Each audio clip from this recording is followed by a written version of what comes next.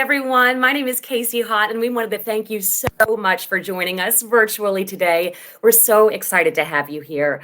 We are here today to celebrate this fantastic organization serving children in our community. And before we get started, I just wanted to talk a little bit about my journey with Big Brothers Big Sisters. I have been a big sister for about 6 years now. I met my little sister, Zena. She was a 10-year-old shy little thing, and she was, meeting a new person. It was kind of scary, but we immediately just kind of had this connection. And so it's hard to believe how fast time flies, but she has grown up so much over these past 6 years, and just to see her blossom into a young woman, really, and who she's becoming has been so incredible. It's pretty funny that this 10-year-old girl that I met is now driving me around to places and saying, "Hey, where do you want to go? I'll pick you up." And it's just such an incredible organization. And I wouldn't trade my relationship with her for the world. And I'm just so thankful for Big Brothers Big Sisters and what they've done and what they continue to do in our community. So today we are going to gather and learn, and we're going to learn some more ways about how you can help support this work as well. Before we hear from Tiffany Aliche, which we're very excited about, we are going to start with a reminder of the important work of Big Brothers Big Sisters. And we're going to hear a message from Athena Gould, the executive director. But let's start with a brief video, and it's really a reminder of why we're all here today. Take a look. We are who we are. That's the beauty of us all. We are more than what can be seen, more than our labels, more than our differences. We are more than what others think. We are potential, and we need each other.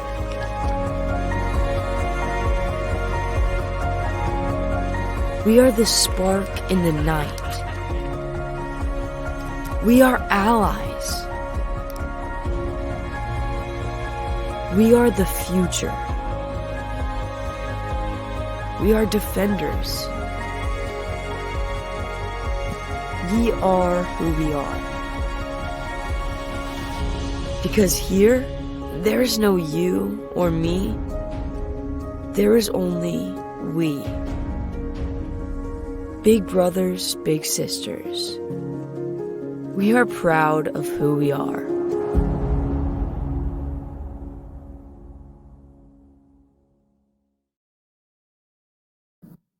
I love that video. Well, while this work is so important everywhere, I'm so excited today to be able to introduce Athena Gould. She's the executive director of Big Brothers Big Sisters of the Central Blue Ridge, and she's going to help us learn a little bit more about the work here in our local community. Athena has been in this executive director role since 2016, joining our community with her husband and her 2 young daughters 4.5 years ago now. Athena brings with her a master's degree in nonprofit management and philanthropy and extensive management experience, most recently from Big Brothers Big Sisters of Southern Nevada. Athena, and I can attest to this, also brings heart, commitment, dedication, and wisdom in her leadership that has benefited everyone in our community, no matter what your relationship with Big Brothers Big Sisters is. One example of her leadership was the response that she led after the events of August 11th and 12th in Charlottesville, just a little more than a year into her leadership here. Athena initiated the Dear Young Person initiative, and it turned into a national movement through which more than tens of thousands of handwritten messages were sent to children here in our community on postcards and in letters from people all over the country and even all over the world. I'm so glad that Athena's here with us now as our community is facing another crisis, COVID-19. And we're all excited to learn more about the work of Big Brothers Big Sisters of the Central Blue Ridge. So now I'm really honored to welcome Athena Gould. Thank you. Thank you, Casey. Thank you for being our MC today. Thank you for being an incredible big sister to Zena. And thank you for your work in the community. And welcome. Thank you to everybody else from wherever you are joining us from. I want to thank our donors, our friends, our sponsors. I want to thank those that are just meeting us for the first time. I hope that you spend time learning more about us. I also want to thank our sponsors, UVA, Department of Orthopedics, Virginia National Bank, First Heritage Mortgage, Bankers Insurance, Roy Wheeler, Sarah and Peter Gaines, and Huff and Bright Ideas. As you know, this has been an incredibly difficult year filled with loss and change and unrest. And I know it hasn't been easy. I imagine that we are, as a people, forever changed by everything that's happened this year. And the stress and the strife that we feel is compounded for our kids. Many are feeling isolated, and they don't have opportunities to connect in the way that they have in the past. We know that opportunities for community and connection are vital. It really is a basic need for all of us, but finding a way to make those connections while also staying physically safe has been difficult. I wish that we were all sitting in the same room today, having lunch in the way that we have in the past, but I'm so thankful that each of you have taken time out of your day today to join us for our first virtual event. At Big Brothers Big Sisters, we've continued to find ways to build community. We know that young people have been feeling trauma and feeling the results of the economic fallout, and our bigs, that's what we call our volunteers, that's what we call our mentors, have been committed to connecting in different ways. Some connect through FaceTime or through TikTok, others are talking on the phone, some are meeting in person through very, very strict guidelines to ensure that they're staying safe. Thank you all for doing that.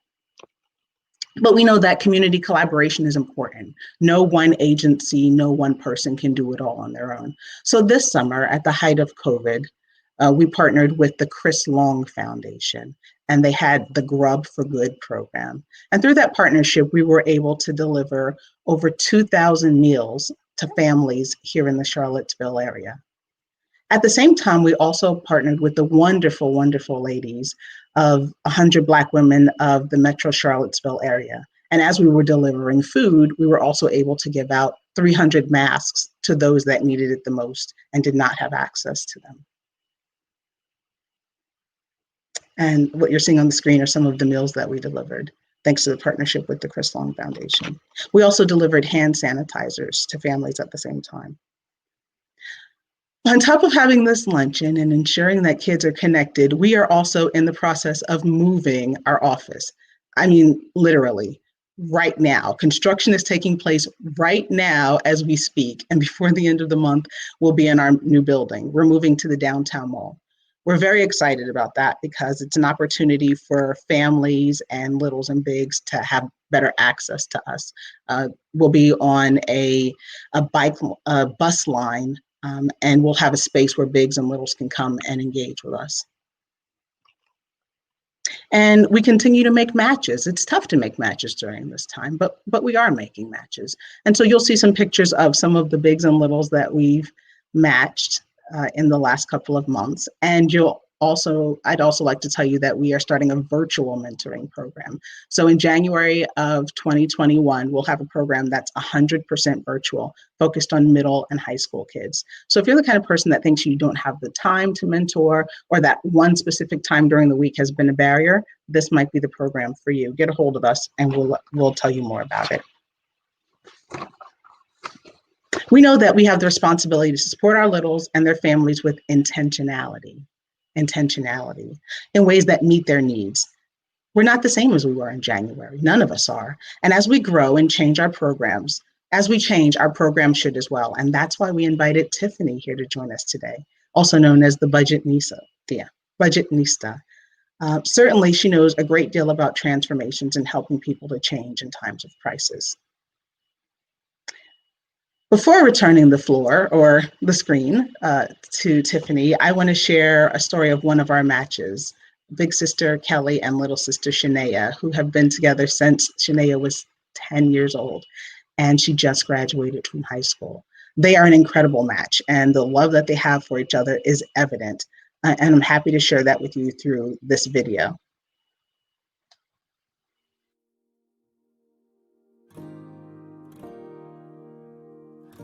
I think in the beginning I was a lot better at planning activities and trying to really work to make sure we were doing something And then I realized that Shania just really liked to hang out. She's wicked funny, not really in the she's gonna tell you a great joke kind of way, but she always just does something ridiculous that makes me smile and laugh. But really the best part about her is she's just fiercely loyal. She really takes care of her friends and her family.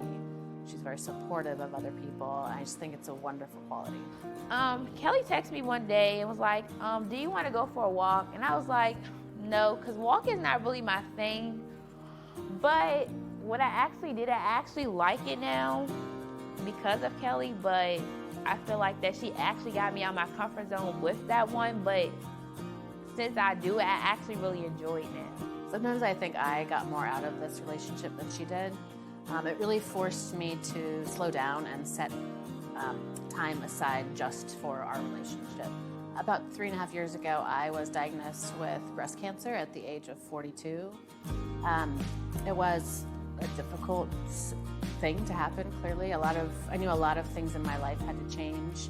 And at that time, Nay and I had been together about 5 years. I couldn't shelter her from this and that it was going to affect our relationship. I was in and out of the hospital. I wasn't able to drive. I couldn't just kind of show up every Tuesday and see her and act like nothing was wrong. She and her mom sat next to my mother in the hospital when I had my first surgery. They came to visit. It was really a nice time for us to kind of develop our relationship in a more mature way. My relationship with Kelly is like more like a family thing than big brother, big sister, because she's been there for me. And yeah, I started to get teary-eyed. One day we were sitting together at photos and she didn't pull out her phone at all. She talked to me. There was eye contact for a good 2 hours. And I called her mom and I said, hey, I was so impressed with Nay today. She stayed off of her phone and was really present. So I gave her $10 for this dance. And her mom started laughing so hard. And it turns out that Naya was just out of data for the month and there was nothing to do on her phone. I want Kelly to play a role to still be there for me when I need her. Mentorship is important because everybody needs somebody who's there even though they're not family or anything else.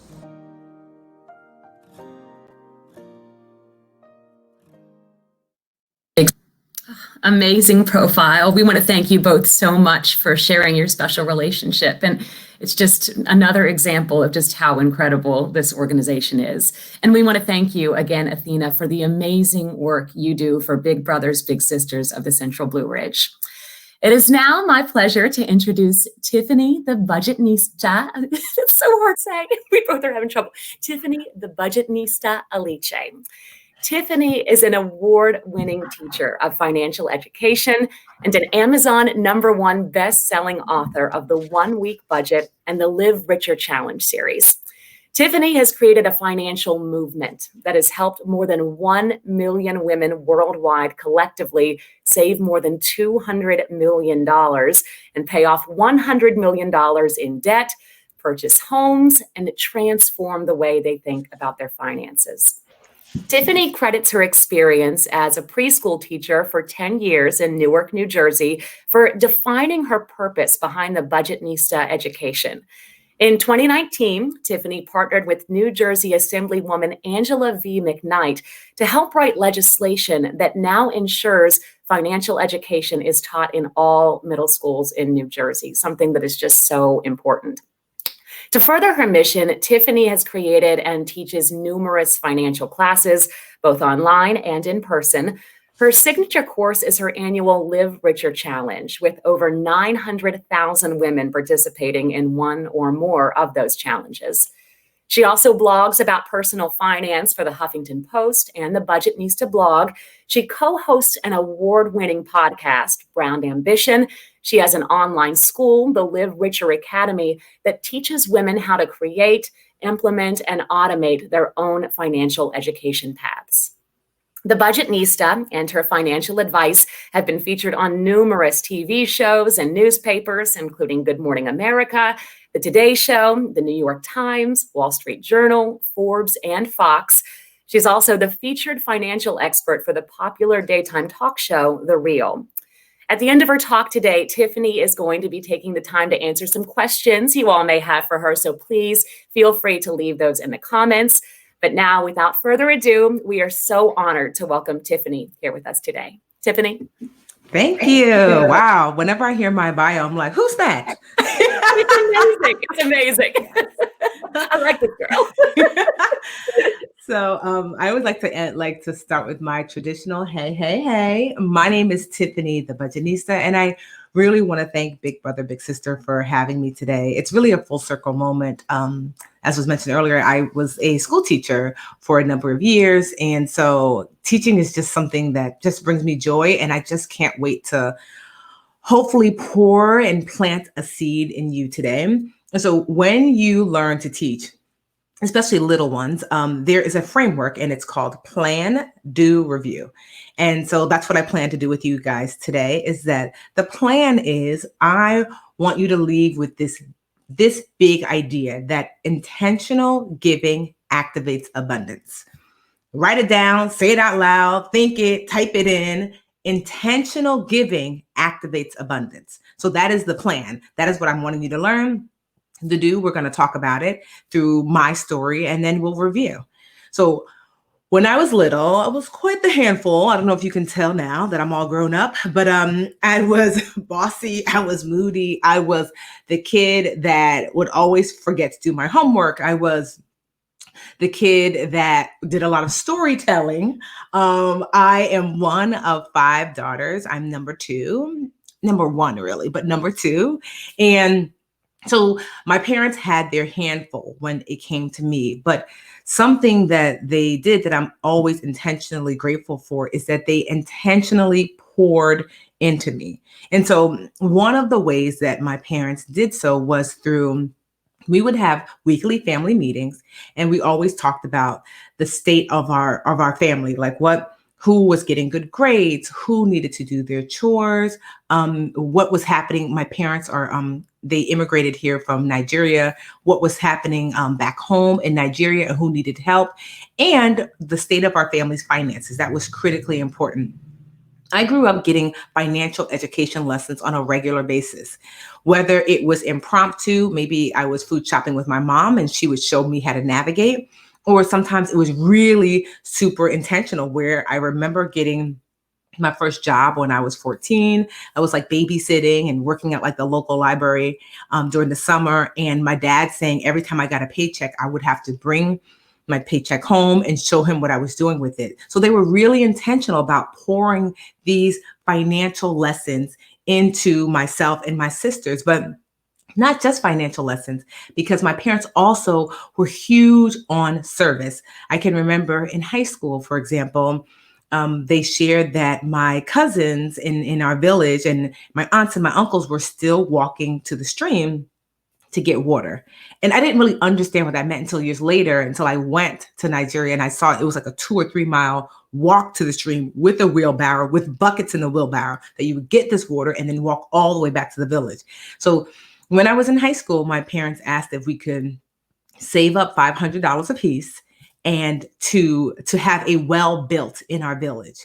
And that was my parents, that it wasn't just that they talked about a life of service, they lived a life of service and then brought us along. It wasn't that they talked about being financially responsible, they lived financially responsible and brought us along. This intentional pouring into us as children. Sometimes we think, and I think that now that I'm a stepmom myself, sometimes you think that the children that you're around are not getting it. And I always say that lessons from adults to kids are like putting on a really thick lotion on a winter's day, right? So at first you put it on and it just seems to just sit on the surface and it seems like it's not really making a difference. It actually seems kind of messy and irritating, but over time it does soak in. And I am proof positive of that. It wasn't really until high school that I realized that financial education wasn't something that most people got at home. And I used to think, well, what do you guys do Thursday nights? You don't have money talk for Thursday nights? And it wasn't until college when my college roommate, she had debt collectors that actually used to call our room because her mom was a struggling single mother. And as a result, she opened up credit cards in her daughter's name in an effort to try to keep the family afloat. That never occurred to me before. So as debt collectors called our room, as she struggled with her finances, it was the first time that I kind of took what I learned at home and started applying it to other people. So the seed that was planted in me was starting to grow to fruition. And from that fruit, I took seeds and planted it into my roommate. And before you knew it, the girl that lived across the hall would reach out and say, I heard you're really good with money. So then I took more seeds and planted it into her. And before you knew, I became the go-to girl in our friend group for personal finance. Ask Tiffany about credit. Ask Tiffany about debt. Ask Tiffany about whether or not I should buy this shirt or what else I should do with my refund check from, like most college students excited. If you get student loans, not student loan, but student aid, sometimes you get a refund check, excess money left over. What should I do with it? I became the go-to, and I didn't realize that what I was doing was taking the seeds that were planted into me, taking the fruit that the seed that was planted into me bore, and then passing it on to other people. I didn't understand that fully. So I went on, I was graduating college, and I realized I was getting my degree in business. And I just remember thinking like, oh, why did I choose business? I hate all my internships. They're so boring. I actually want to make sure that this is what I want to do with the rest of my life. And I decided instead of taking one of the internships that instead I was going to teach, because on campus, I started working at the local childcare center on campus, and I loved it. And it was my opportunity, again, to take the seed that was planted in me and to plant it into someone else. And I truly enjoyed teaching at that childcare center, so much so that after graduating, I decided that I was going to become a teacher myself, and I did. And when you teach, especially if you teach at kind of like a local neighborhood school, it's not just the kids that you're teaching. It's also their parents, their grandparents, their aunts or uncles. And so I found myself teaching preschool to the little ones, but then mom and dad and grandma and grandpa, I became financial expert Tiffany again, because sometimes they would ask to borrow money. Sometimes they would ask, how could they do their taxes? Sometimes they would ask, how could they save? And so I found myself, when the kids would sleep during nap time, doing like parent university, that adults would come in during nap time and I would teach them how to do their own taxes. I learned when I was 18, my dad taught me. I would teach them how to budget. I learned when I was a teenager, my parents taught me. I would teach them how to save. I would teach them how to open up a bank account, and not really recognizing that these were seeds that were planting in me and how they were coming to fruition. And I was planting the fruit and the seeds from that fruit into other people. And so that went on. And I honestly thought that I was going to be a preschool teacher forever and ever and ever, because honestly, I love teaching preschool. And then the 2008-2009 recession hit, and my school, which was a nonprofit-based school, lost their funding. And suddenly, 3 days before the new school year, I actually lost my job. And so here's really where the rubber meets the road, and where intentionality is so important, because I had a decision to make. And at first I felt really helpless. I felt like there was nothing I could do, but I still had the seeds of financial education poured into me. And I still had the seeds of service still inside me. And so once I kind of broke free from the shame and the fear of not being where I wanted to be financially, because I'd lost my job, which caused me to lose my condo to foreclosure, which caused me to have to move back home when I was 30. Once I broke free from the fear and the shame of that, I started working with what I knew, which is I knew how to budget, I knew how to save, and I knew how to teach. So as I was helping myself, I decided to start helping others. And I said, well, if I can take one step forward, then I can help someone else take one step forward. One thing I know about teaching is that when you teach, you learn twice. It is the same thing about service, that in service to others, you are also in service to yourself. And so as I was teaching, I was learning even more, and teaching and learning even more. And before I knew it, I had grown a business, the Budgetnista. 10 years later, we are now over 1 million women helped, their families helped. It's an 8-figure-a-year business. I've helped over 1 million women save hundreds of millions of dollars, pay off hundreds of millions of dollars in debt, buy homes, fix their credit, pay off debt, go on vacation, pay for school. Just today, someone told me that they've just purchased a home as a result of the advice that I'd given them. And I share that because I want you to understand just how important that intentional giving is. Remember the lesson in the beginning that intentional giving activates abundance. Because someone intentionally poured into me, through me, millions of women are helped. Because someone intentionally poured into me, I was able to pour into hundreds of children when I taught preschool. Because someone intentionally poured into me during the roughest time in my life, the roughest financial time in my life, and so many people's lives during the last recession, I was able to be of service. We are all called to be of service to each other. And so I want you to think about that as you listen the rest of the day. I want you to think about that tomorrow. I want you to think about that in every day. Like, we are all called to be in service to each other. And my service is teaching, but what is yours? How will you give? There is no gift too small. How are you going to get intentional? Are you going to get intentional about mentoring? Are you going to get intentional about providing financial support to big brothers, big sisters? Are you going to get intentional about giving your time and your energy? Are you going to give intentional about giving your knowledge?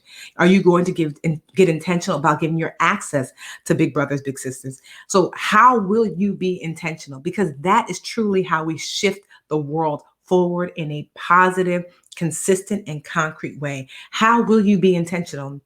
Are you going to be a big? Because you don't know, that little might be the one that finds the cure for cancer. That little that you care for might be the one that changes the world. That little might be the next Budgetnista that helps a million other women get and stay on financial track. So how will you intentionally be of service? How will you intentionally give? How will you intentionally grow abundance in this world? Like I said, I'm an example. Through money, through one, many can be changed. And I hope that you will consciously be that one, and that you will pour your time, your energy, and your funds into Big Brothers, Big Sisters. And I thank you for having me today. This is a full circle moment because I started off working with a nonprofit to be able to speak today. It's really been a joy and a full circle, lovely moment in that because of the intentionality and because of the seeds that were planted in me, then now I've come here to bear fruit for y'all. So thank you.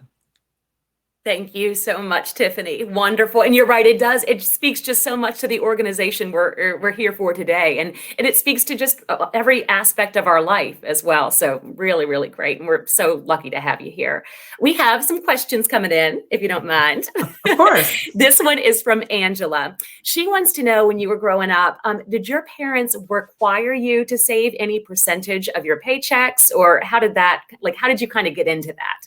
Absolutely, they did. I remember being highly annoyed when my dad would sit us down. And I thought, he's taking my money. No, we absolutely. And so the rule of thumb is that 10% giving, 20% saving / investing, and then 70% spending.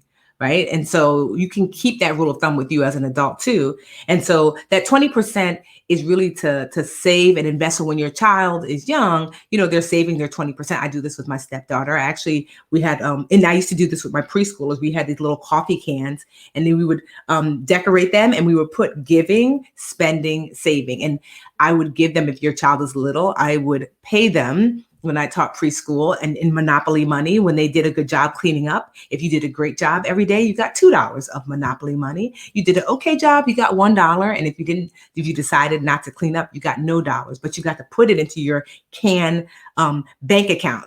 And then at the end of the week, I would go to the dollar store and get all these little tchotchkes, and they were able to spend their money from their spend can. So that is a way to start to integrate that, especially when you have little ones. But if you have older ones as well, if they work, certainly it's not that you're taking the money for them. You can open up a joint savings account once they turn like 16 and have them set aside money there, because what you normalize now is what they're going to do later. So you want to set the tone and be a good model for that. That's good advice. And what you were saying just that now really hit me, starting really at preschool age, and what you did in New Jersey, kind of making that part of the curriculum. So often that's not. Can you talk about how important it is to be learning about this from a young age?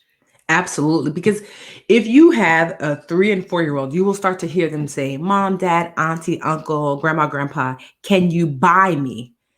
Once your little one says, can you buy me? They've made the connection between money and things. Not just can I have, can you get that for me? But Auntie Tiffany, can you buy me this? Then I'm like, oh, so my nephew Roman is aware that I'm spending money for something. And that's when you want to make sure that it's the right connection. So as soon as that, and age appropriate financial education when they're really little is really about less and more, about service, about community, about giving, about even cleaning up, like learning to clean up and not letting your little sister doing all the cleanup is a pre-financial education lesson, because that's all about community and service. And then as they get a little bit older, then teaching them that things cost things. You want a thing, it costs something. I used to give my stepdaughter Alyssa, when she was like 7 or 8, we started to do I started to give her the words budget. She loves Staples, and I would go every week as a business owner to get something there. And she would say, can I come? And so this is before she got an allowance. And I would say, and then she would ask me, what's my budget? And then maybe it's $2. And then I would see her in the aisle with me navigating, what can she get with her $2? So that's a good way to start. And as they get older, those lessons expand. Yeah, and they stick with you. You're right, when you start that young. We have another question. What is the number one piece of advice you would give to your college roommates and to the parents you would advise? So number one piece of advice I would give is to start good habits now. So to start that 70-20-10 now, because those are the habits that you're going to take with you. And as a parent, even though you might think that your 18-year-old is an adult, and I guess in some ways they are, they're really still just kids. So my dad would always say, you don't have the most sense, Tiffany, at this age, so I have to have the sense for you. And so he would be like, let me see your paycheck, put the money here. Oh, let me see your paycheck, put the money here. So as a parent to a teen and even a young adult, it is okay to impose your will of savings in their savings account. And this is how much they can spend until they have the sense themselves. So my dad would always say, I have the sense for you until you have the sense yourself. And so that is more than okay, because kids need guidance. If not, we'll eat cookies and candies and cake all day. So don't be afraid to give guidance, and don't be afraid to start those habits now and automate them. Automation is the new discipline. This is a really good question. If I don't have a great relationship with money, it says, how do I teach my kids? That's a great question. So one, you want to work on your relationship with money. Look for books. So like I wrote a children's book called Happy Birthday, Molly Moore, and it's specifically for ages 3 to 7. But starting to build your own relationship with money as you build your child's. So look for children's books that you could get into and then talk about the lesson afterward. Look for opportunities to donate, to give. This is a perfect opportunity with Big Brothers, Big Sisters to donate and to give, and then to talk about why we're donating and giving. So you can start to build your relationship alongside of your child. You don't have to be a perfect cook to teach your child how to boil eggs, right? And so sometimes I think parents think that they have to show up perfectly to be perfect parents. You don't. You can learn right alongside your child. That is perfectly okay, because you're not going to know all the things, but as you learn, you then teach. Wonderful. Well, thank you so much. We are just, again, so lucky to have had you here today. And it just was an honor. So thank you so much, Tiffany. Thank you for having me. Have a great one. And at this time, we're actually going to bring back Athena. She's going to talk a little more and then make another big introduction. So, hey, Athena. Hey, thank you for having me back. Tiffany, as always, you were wonderful. And Casey, quite the professional. I'm never surprised by how great you are. So Tiffany talked about we are all called to be of service to one another. And that really, really resonated with me. No matter where you are, no matter what you're doing, we are all connected. And because we're all connected and we can't move through this life without one another, we're all called to feed into each other and make each other better. I love the story about saving money, Tiffany, and being intentional with your family to build wells in Nigeria, right? The idea that kids are powerful right now. As a child, you could save money. As a child, you could make a difference and impact others. I think that's the heart of what we do here at Big Brothers, Big Sisters. We recognize that kids are not just potential. They have a lot of potential. They're really creative, intelligent, incredible beings, but they're also powerful right now. They can build wells right now. They can support each other. They can be an ear that listens. They can be scientists. They can make discoveries. Kids are entrepreneurs and have businesses. And so the heart of what we do here at Big Brothers Big Sisters is we recognize the power in kids right now, and then we feed into them. We say, yes, please. I would like to be somebody that supports this child, not as their parent, because they have parents or grandparents or somebody that fills that role, but as additional support. Because as Tiffany said, we're all called to be of service with each other. I want to give a shout out to the men that are here today. I love us women. One thing I know about women is that we are doers and we are movers. And when asked to commit, we do. How do I know that? Because about 60% of the mentors in our program are women. But right now there are 39 boys that are waiting for a big brother. So men, wherever you are, I am calling you out. I'm shouting you out for the great men that you are, but I'm calling you out because we need you. These 39 boys need you, not to mention the other ones that I know just haven't signed up for us yet. I'm not a man, right? So I can't tell you how great it is to be a mentor as a man. And so what I'd like to do is share with you another video from two big brothers, Jamel, who's been a big brother for just a few months. This is his second match, and Mark Paulo, who's been a big brother for 6 years. Let's take a look.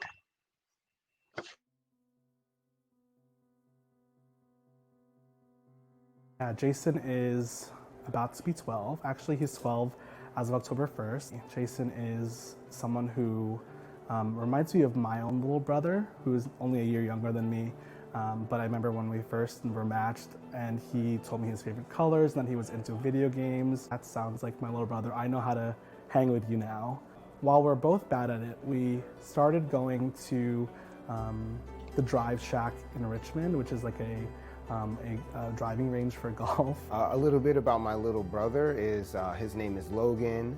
He just turned 11. He's going to a new school virtually, so that he's a little worried about that. He knows one other person in his class, but he said it's still fun. He's just happy to be at school because he spent a lot of time by himself this summer, you know, like a lot of kids. We like to go to the park. We just went putt-putt recently. He's got a good attitude, fun kid. He's pretty funny too, so that's nice. I think more men need to be mentors because there's just a lack of male mentorship that exists. It's important for younger men and younger boys to really see themselves as they could be in the future. I think the more people you have in your life that are providing you, mentorship and guidance, the better. It doesn't have to be, you're not taking the place of a single person. Mentoring to me is something like giving guidance or like just showing someone younger, older, doesn't matter, just like a different approach to something, giving them advice when they might be lost, confused, or it's just there for support, have fun, someone to chit chat with, all of the above. I do know that I benefited growing up by having multiple people in my life caring for me that weren't my parents or my siblings, and that has really improved my experience in life. I think other men should mentor just because there's a lot of opportunity for the younger boys, someone to look up to. In Logan's particular situation, I don't think he actually has met or known his father, so I just think it's a good chance for him to see someone like him doing something positive with their life, positive for somebody else, and maybe down the road he might remember that and be like, oh yeah, I remember Jamel helped me do that, and now he wants to like pay it forward. Just do it, become a mentor.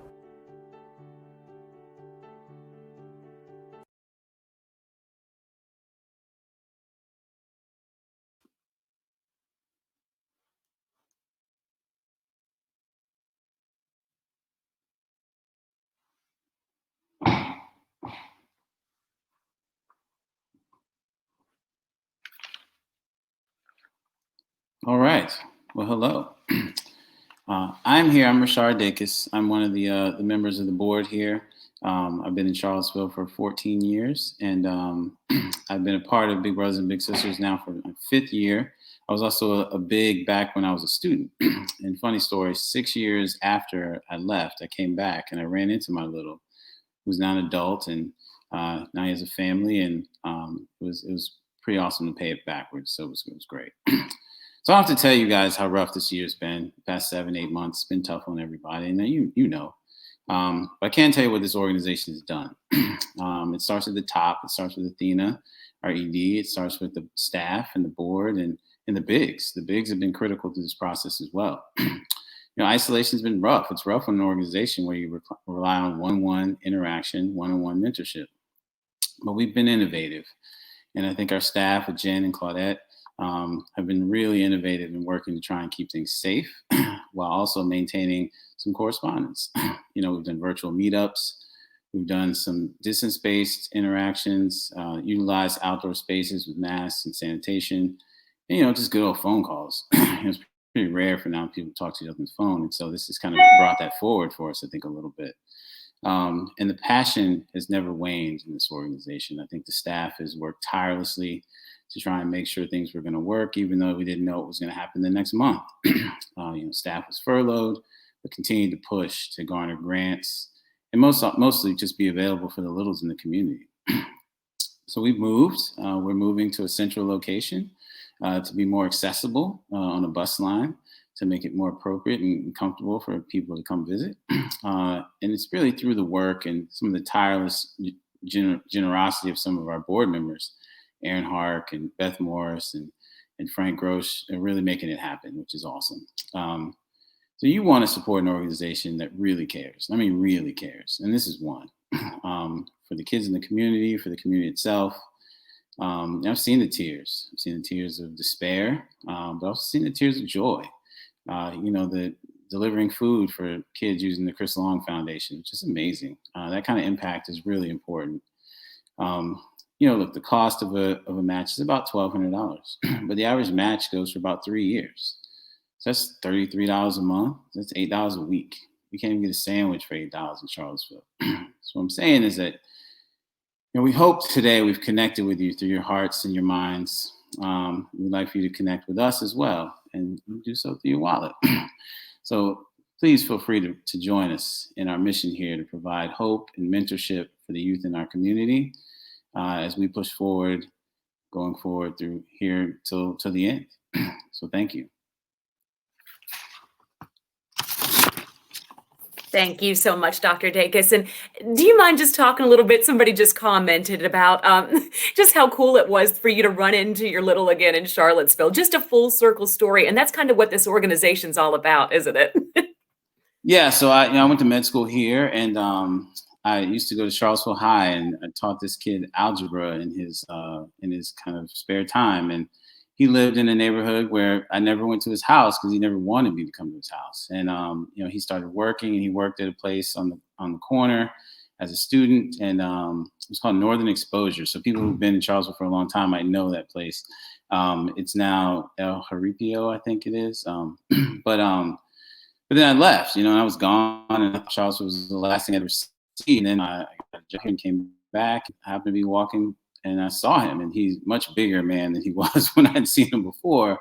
And he came up and gave me a big hug, and I was like, oh my gosh, and like, you're a man now. And the cool thing is we maintain correspondence, and he's married, he has children. And it was really kind of a thing where when I first met him, you just aren't sure what's going to happen to somebody. And then when you see somebody later on and you see they become a productive member of society, and I don't think I had a huge impact on that, but I gave him some tips and things like that might have been helpful. But it was really a situation that really provided me with a lot of just made me feel good. I think that's what you want. You want to feel good that you've made an impact. And I think that was one of them. That is awesome. And I think it was a much bigger impact than what you're giving yourself credit for. But we just want to thank you so much for being here, and thank you for all you do for this organization. It really is it's amazing, and it's just an amazing thing to be a part of. So thank you. And now we are going to bring back Athena to kind of see us out and say goodbye. We want to thank you all so much for joining us today. Athena, it's been great, hasn't it? I have enjoyed it. It's wonderful. Thank you. An hour or 45 minutes in this case is really not enough time to tell all of the stories of our bigs and the littles and all the impact that we've made. But it's true. It's evident by the fact that Richard is catching up with his little years later, and the little is impacted. We ask you to do the same today. If you have any more questions about our agency, feel free to email us at info@blueridgebigs.org. We're happy to answer any questions that you have. Thank you for joining us today. We really appreciate your time. Casey and Tiffany and Richard and Kelly and everybody else that made this happen today. We thank you. And thank you everybody from where you're watching, and please be safe. Thank you for your support.